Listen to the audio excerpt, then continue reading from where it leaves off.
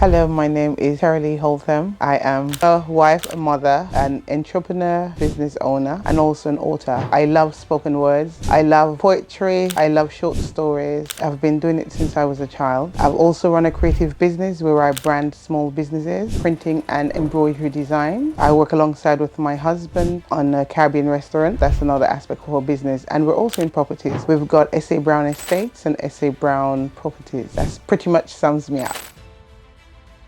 Well, to be honest, I was being pushed in there because I've got a degree in teaching and I was in healthcare for quite some time, over 8 or more years. However, an incident happened where I wanted to go with my husband. It was our anniversary and I asked my manager, long story short, I couldn't get nobody to cover me. So she decided that I can't go. So I did tell her that I was going to go and I will suffer whatever consequences, pretty much. And when I went, a letter was sent up to me and I was quite annoyed because I've bent over backwards for my department and I'm always there. I'm giving everything there, and it was quite disappointing that it's an anniversary and I wanted to go. I already booked months in advance to go out of the country, and because I couldn't get cover, it was written up, it was on my record for a year to say that I was supposed to cover a shift and I didn't cover it, which wasn't entirely true because my shift got cancelled, but there you go. So after this, I'm saying no, I don't want to be in a job that dictates to me when I can go on holiday. Imagine your anniversary, come on now. So I can't go to my children's plays or their PTA because of my job. So I decide, you know what, I need to spend time with my family. I need to spend time with my children. So in doing so, I need to start my own business. So hence I started my own business. And I remember when a midwife called me up, she was the one that looked after me, and she said, where are you? I'm looking forward to working with you, because she still works in the community and I was in the hospital. And I said, you know what, I've got 2 degrees. I'm going to make use of them. Henceforth, I started in entrepreneurship.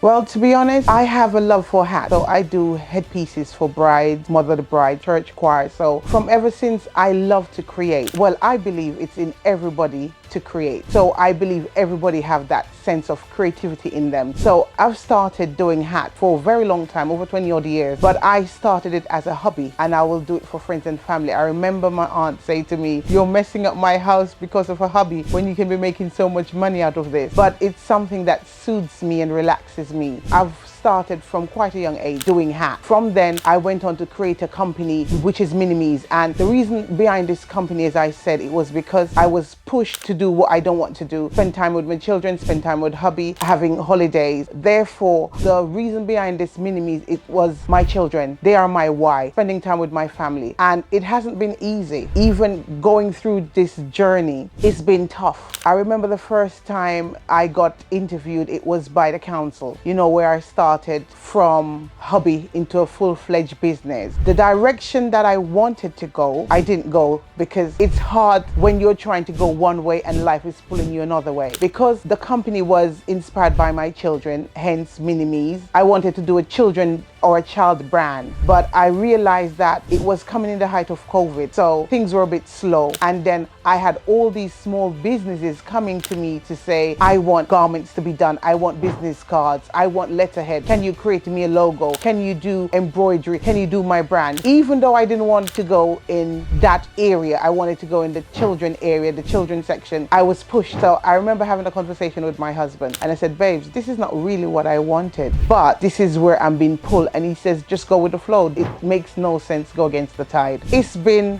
not really what I want, but I quite enjoy it. From doing small businesses and branding them, I get to meet other businesses and I get to start networking. The good thing with my business and the big brands out there is that I can do one piece, whereas some companies, your minimum you're looking at is up to 200. So after the COVID had calmed down a bit and things got back to normal, then I start doing my daughter's school. So I do like my daughter's school uniform, because I remember standing in a line getting uniform for over 5 hours and I decided this is not happening again. So I started doing my children uniforms. So I embroidered their school logos. I did my daughter's sports gear for her PE PE. So I started doing the entire class for their sport. I started getting into what I really wanted, which was children brand. My biggest customers still yet are small businesses doing their logos and branding it, but I also do children brand on the side. It's been enjoyable. It's been challenging because, you know, when you work for yourself, it's not as easy as, you know, you're getting a paycheck at the end of the month, but it's quite rewarding because you do your own hours. If I decide to work in my PJs, I can. If I decide to take a holiday, I can take a holiday and still be working. So it creates such freedom. Now I don't have to miss none of my children PTAs or none of their performances, because I remember my daughter used to say, "Mom, you're working all the time. Why are you working all the time? You're missing out." And you know, so it gives me that freedom. So the challenges that I face is less than the reward that it brings me, and I don't have to work round the clock. I don't have to do a 9 to 5. If I decide to work Monday, Wednesday and Fridays, I'm fine by that. I have nobody breathing down my neck. I have no deadlines and upline manager to be looking towards. But at the same time, you have to be motivated. You have to be consistent, because you have to get up and go knowing that it's your business and you are putting in what you need to make it a success. So it has its pros and it has its cons. Even as a black person, you know, I always say to my children, being a person of color, you have to work twice as hard, because your road won't be as easy as your white counterpart. And they have come to realize that, because one of the things in business is that two things we've got going against us is that being a female, sometimes it's hard, because sometimes depending on what business you're in, it's more like it's a man's world, and then you're a person of color, so it can be very challenging. But working for yourself, you have that freedom, you have that, you know, that peace of mind. You set your hours, you dictate your pay grade, you dictate when you work, what time you close. So it's quite rewarding, I can say. I remember I'm on holiday, I'm in Jamaica and I'm still working. I've got people emailing me, say they want this logo, they want that logo, and I walk with my laptop easy and I was working. So it's good, it's quite nice. So it can be sometimes a bit overwhelming, to be honest. Having young children as well, it's quite challenging, but I have a very supportive partner. My husband is very supportive. His passion is music, but he's also into cooking. So he's been doing it for years. The hotel that he grew up in, he was like the head chef there. He has that on him. So I just came in with the paperwork aspect of it. And when he's short staff or if he needs help, I'd pop into the restaurant 1 or 2 days and help around in the restaurant. So that's his side. So that's his main business. I'm just working with him as a business partner as well as my husband. The other business is into properties. So property was my love from ever since, and it so happened that it was also my husband's love. We talk about it and I'm saying what I really wanted to get into was properties, because whether you believe it or not, you need something to make you money while you're sleeping. And even in COVID, this proves so, because you need somewhere to live and you need food to eat. So even when all the other businesses were slow, including Minime's and the hat business, because church were closing and there were no weddings, the property business and also the restaurant was still going. You know, COVID was quite an eye-opener for us, because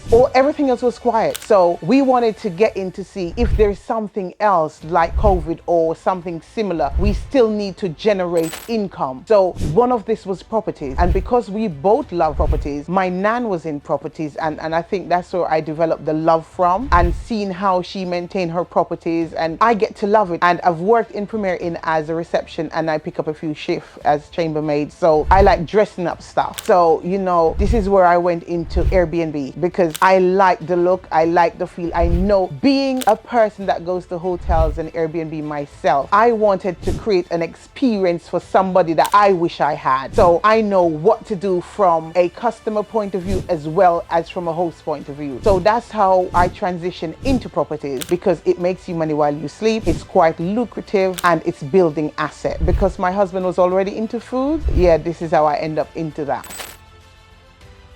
Okay, so I have loved writing ever since I was a little girl. I remember my first ever piece I wrote was myself being a pencil, and I was still in primary school at the time, maybe around age 9, the same as my daughter age when she wrote her first poem. I always loved writing, and growing up I was sort of a quiet person, shy, and I feel a lot better putting my feelings on paper than telling you. So I used to keep my diaries and I used to write my feelings on paper. So when I get into high school, I became the president president of the Young Writers Club, and I got involved in poetry. I was representing the school island-wide for poetry, so I developed a love for writing. And one of my favorite poets was Louise Bennett, growing up in the Caribbean, and also I like Maya Angelou, amazing. So that's how I got into writing. And even now, I have loads of content that I've been writing from a child, from high school. I write when I'm sad, I write when I'm happy, I write when I'm angry, I write when I can't express myself. So for me, it was sort of an outlet. If I'm hurt, I write. If I'm sad, I write. And I remember even coming into the UK, it wasn't as easy as I thought it would have been. And I came over to my grandmother, and we didn't always see eye to eye. And as a child, you learn to respect others. So when I wanted to say things and I couldn't get it out, I would put it on paper. So I've got a lot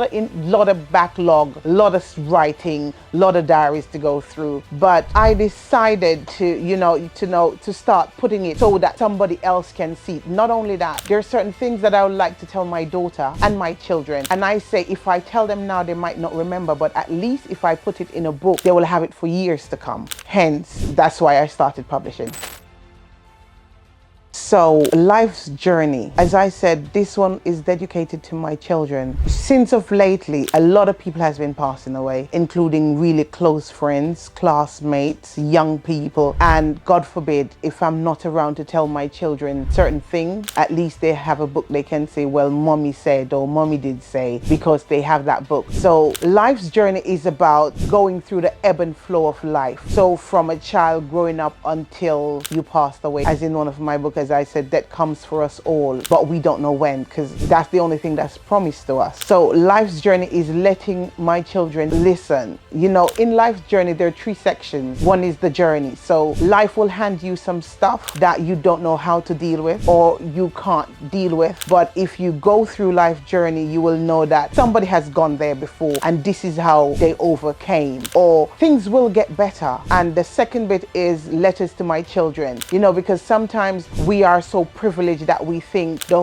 world owes us stuff. And I'm letting them know that, listen, the world doesn't owe you anything. You need to get on with life. No matter how many times you fall, you need to get up. You need to reset your mindset. You need to have a go-get attitude. And you need to remember that whatever you sow, you will reap. So be careful what you sow. You need to know that sometimes you'll get tired and life will knock you down, but don't stay down. Keep moving on. You know, so it's dedicated to my children. And the last section is at the close of the day. You know, it's knowing that we won't be here always. And one of the things that struck home for me was my cousin. He died and he was only 37 when he died. And a few of the poems in there are dedicated to him. And being so young, he died, leave his 4 beautiful girls. And my heart goes out to these girls. And I'm saying, there's certain things that you need your mom for, and then there's things that you need your dad for. And when mom can tell you their experience, dad can do a bit more from the male point of view. So you know you're going to get married. You're going to need to know how to deal with your husband. You're going to need to know how to deal with your boys, you know, and this would be dad bit. And he's not around to tell them that. This is one of the things that let me think about even the book more, because he died before the book was published. And it gave me the opportunity to put a few poems in there regarding him. And just to let my children know that you're not going to live forever. There's going to come a time when your number is going to call or your time to go is going to come. But do not be afraid. Instead of looking at death as final, look at it as a transition to the spiritual world, to another life. Look at it as moving from one dimension to another. So don't be afraid of it. And sometimes we are so afraid of death that we forget to live. And this book is also reminding them that death is but a gentle embrace. It's not to be scared. It's to live your life to the fullest and live your life while you can. So it's a transition from birth to death. And in the middle of that, make sure you enjoy life and do what you're supposed to. Provoking thought. Now, this one was inspired by my husband. So when we do have conversations, we do have some really deep conversations. And I look at things from his point of view and he looks at it from my point of view. Because sometimes you see things one way and it takes somebody else to say, however, what if you look at it this way? So when we talk about some deep stuff. We talk about life. We talk about the universe. We talk about creation. We talk about God. You know, we talk about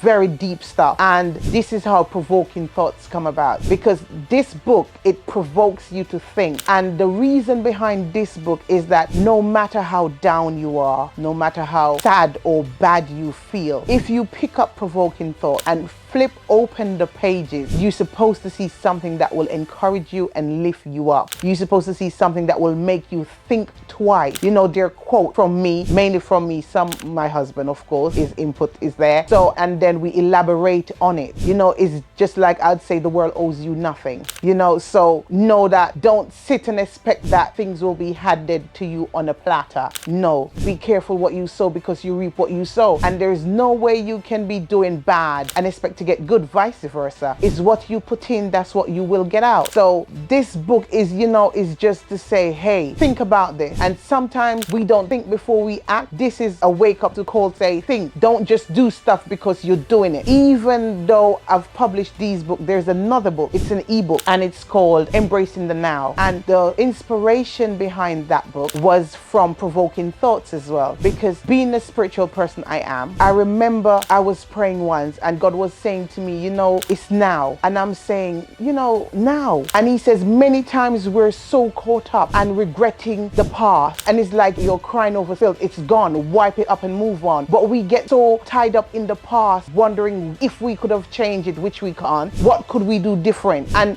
many times, you know, we do stuff that we can't get over or forgive ourselves. So we're trapped in the past and we're not living in the now. And many times as well, we get so anxious about the future, and instead of living and enjoying in the now, we're worrying about the future. And God tell me, Terry, don't worry about the future. He says, don't worry about tomorrow, because tomorrow never comes. And it's true, because when tomorrow comes, we call it today. And he says, instead, prepare for the future. Don't worry about it. Prepare for the future. He says, forget the past. You can't do nothing about the past. And he said to me, you know, tell people that if their heart condemns them, I am greater than their heart. So if you do something in your past and you can't get over it, God has forgiven you. Maybe you haven't forgiven yourself. Forgive yourself and move on. It makes no sense staying in the past. You need to live in the now. And even with all of these deaths of my friends and close friends and family members, you know, I'm saying the time is now, because I'm sure if they know that they were going to die so early, they would spend more time appreciating now. And this book is to encourage you to stay in the now. Enjoy the now. Don't worry about the past. It's already gone. Don't worry about the future. It's not yet. And many times things that we worry about, they never happens anyway. So you know what? Prepare for the future. Leave it, but enjoy now. And Provoking Thoughts, it has that in it where it says, enjoy the now, live in the now.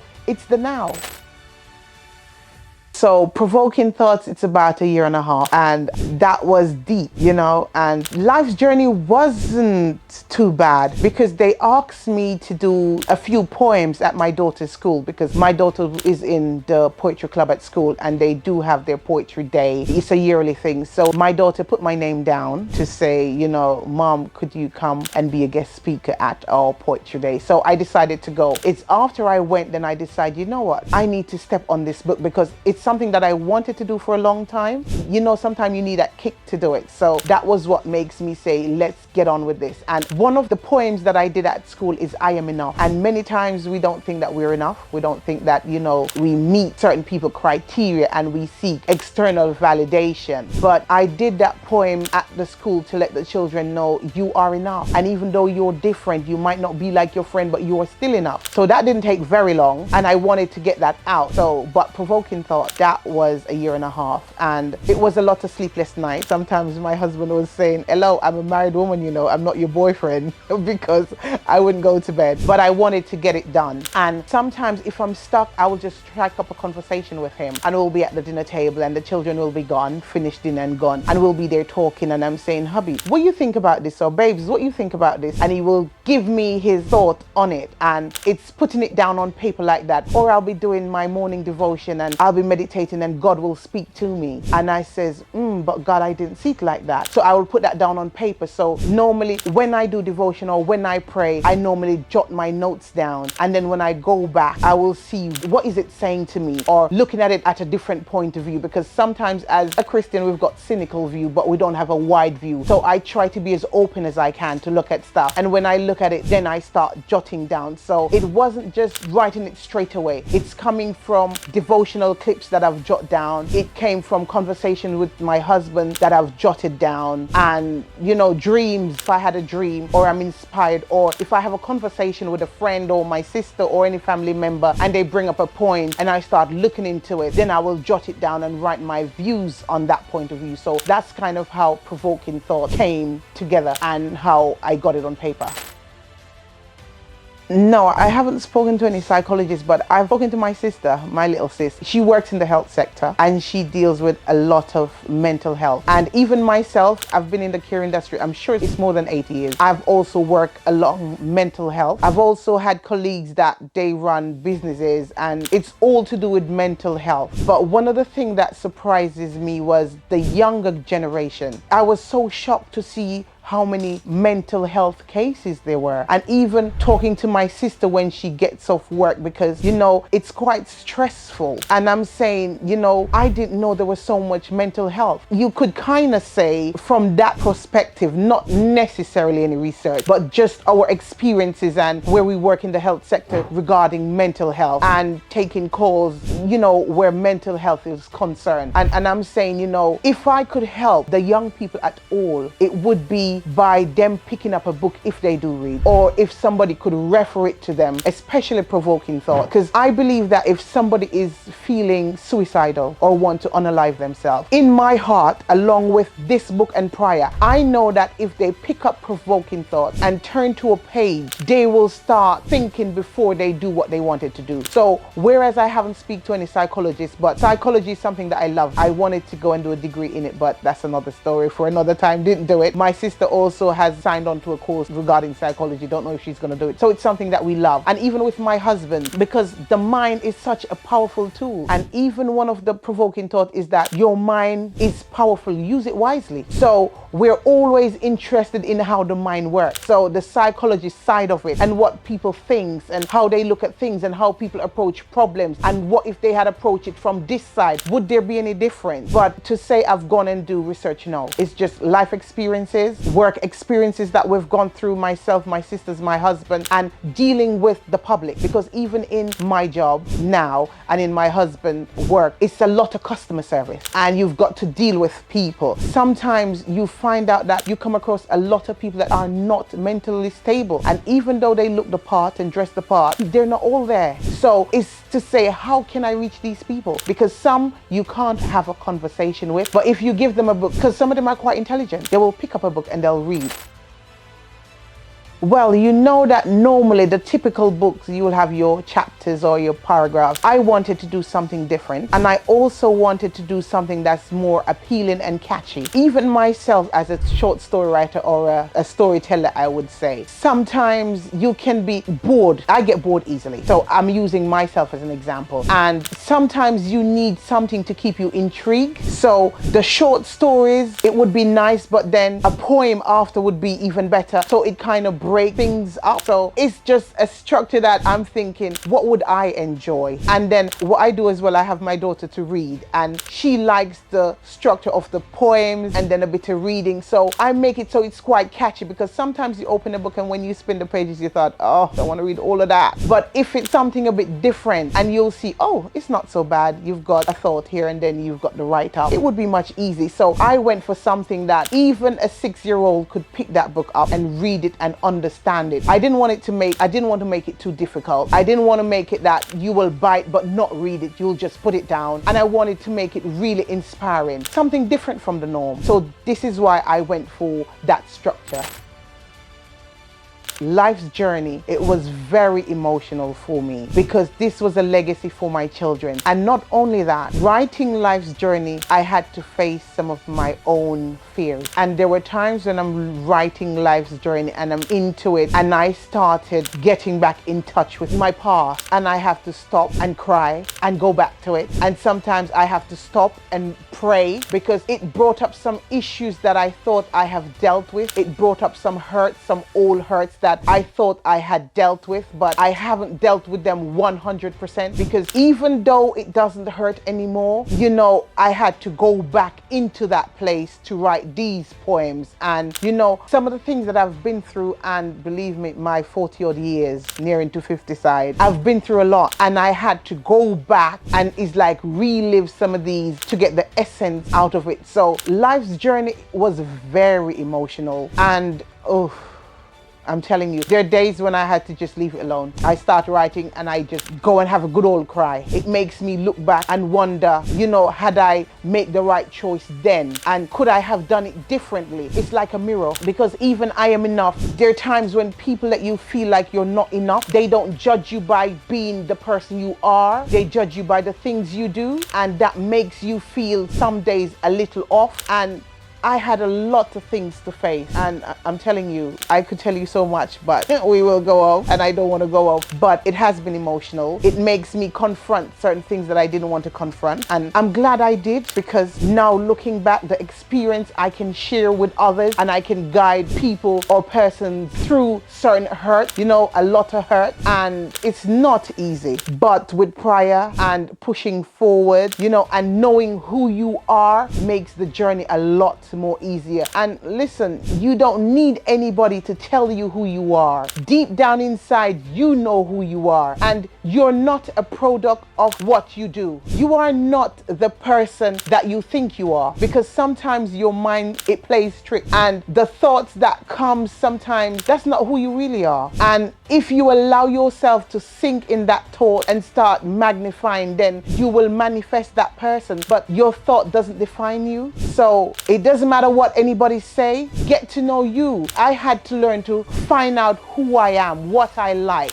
But life's journey, it makes me examine myself. It makes me examine my friendship. It makes me examine my colleagues. It makes me examine my circle. And many times the circle that you're in is not healthy for you mentally. And sometimes you have to just leave that circle alone. And leaving that circle, people will say you've changed, or you think you're better than this, or you do that. But for your own mental health and for your own growth, you need to leave that circle. And writing life's journey, it makes me get in touch with some bits that I thought I had dealt with, things that I didn't want to deal with. So I would say, to be honest, I love provoking thought, because that's getting in your brain box, and that's making you think outside the box. That's making you take a stop to say, listen, you've only got 24 hours in a day like everybody else, or you only have certain time. You're not going to be here forever. Get on with it. But life's journey is like a mirror. It shows me myself. I got back in touch with the child, the little girl that I was, the little girl that I wanted to be. It got in touch with the little girl that got hurt by her nan, or by her friends, or by people that I held in high esteem. So it makes me start examining my children and how I deal with them, and how the parent I am. It makes me look at how my parents were, how I was brought up. It's just deep to say that life's journey is just deep. So whereas I don't have a favorite, life's journey was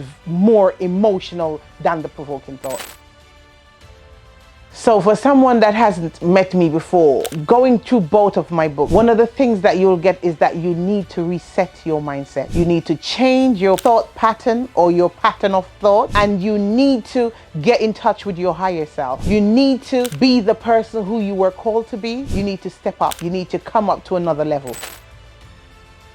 So the next step is, I have a few books coming out. I've got two more poetry books should hopefully be out towards in the end of the year into early next year. One is Sometimes I Cry, and that's deep, mostly sad poems, but it's deep. I've also got With a Grateful Heart, because you know, in everything you must give thanks, and whether we believe it or not, we were not here by ourselves. We didn't create ourselves, you know. And the fact that you wake up this morning, it wasn't you who wake yourself up or put yourself to sleep, because most times we're tired, and even though we try to stay up, our eyes close, and no matter what we drink to keep awake or what we do to keep ourselves awake, our eyes close. And this is why you have people falling falling asleep around the steering or when they're nearing their home because they are making their way home but they get tired. So I'm saying that to say we need to be grateful. And some people might look at it as the universe, some people might look at it as Allah, some people might look at it as God, some people might look at it as creation. It doesn't matter what you define it. You need to know that it's not you who wake yourself up and it's not you who put yourself to sleep. So, you know, From a Grateful Heart, that's my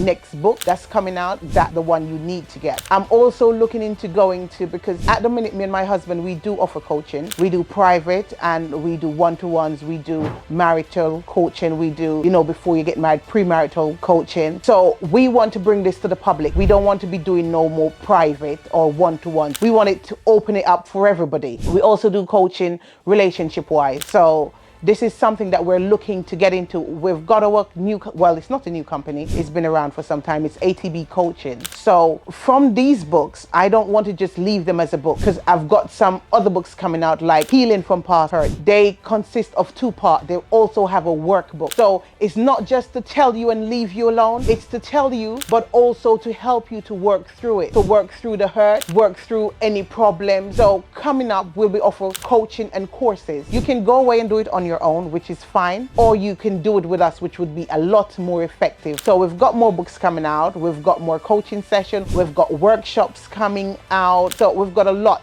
looking forward to in the future. So these books are on Amazon, and not only Amazon, they're in most shops like Weatherspoon, anything that's affiliated with Amazon. You can pick up these books there. You can also get it from my site, terryholtham.com. You can DM me if you're watching TikTok. There's loads of places you can get your hands on this book. All you got to do is send me a DM on Instagram or TikTok or Amazon, or go to the website and these will be available.